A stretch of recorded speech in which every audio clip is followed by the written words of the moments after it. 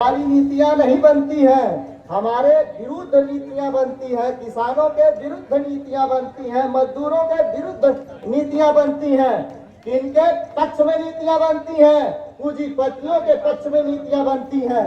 तो क्या इससे हमारे देश का विकास होगा? हम समझते हैं नहीं होगा। अगर हमारा किसान मजदूर खुशहाल नहीं रहेगा तो क्या देश की अगर जनता खुशहाल नहीं है तो देश की तरक्की किस चीज की है? आप कहते हैं कि हम एयरपोर्ट बनाएंगे, विकास होगा।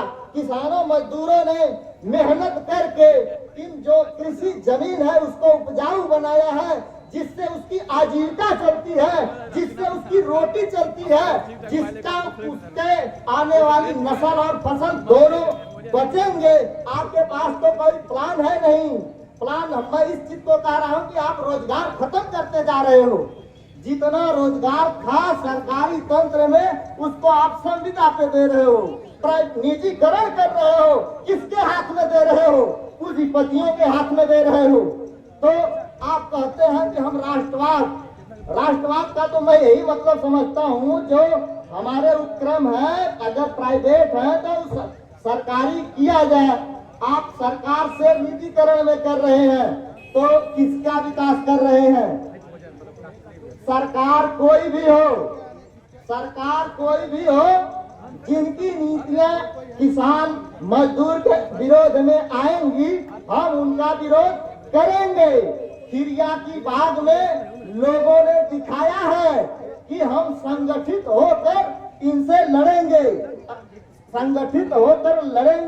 और बताएंगे कि ये हिंदुस्तान किसान मजदूरों का है। किसान मजदूर ही हिंदुस्तान की रीढ़ है, क्योंकि भारत कृषि प्रधान देश है। कृषि में जो आवश्यकता है उसको आप लाओ, इससे हमारे देश की उन्नति होगी। अगर जिस क्षेत्र में कृषि योग्य भूमि न हो वहां पे आप विकास करो, जो ऐसी परियोजना है वहां लगाइए। अभी पिछली बहुत सरकारों ने किसानों की जमीन लेकर कहते हैं कि हम उद्योग लगाएंगे, उद्योग लगाए, उद्योग बंद हो गया। लेकिन जो सरकार के द्वारा जमीन हड़पी गई थी, पूंजीपतियों को दी गई थी, उसका कोई हिसाब नहीं है। हम इसका भी सरकार से हिसाब लेंगे कि हमारी जो जमीन आप लिए वो उद्योगपति को दिए तो उद्योग गया कहाँ? फिर कहते हैं कि यहाँ पे लगाएंगे, वहां पे लगाएंगे। अब तो सब कुछ ले लिए हैं, सिर्फ जमीन ही बची है, उसी पे पूंजीपतियों का निशाना है।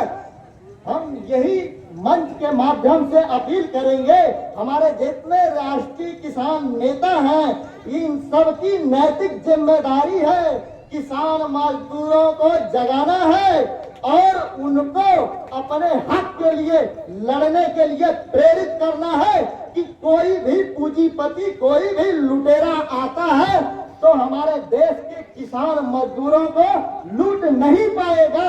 इतनी मजबूती हमको लाना है।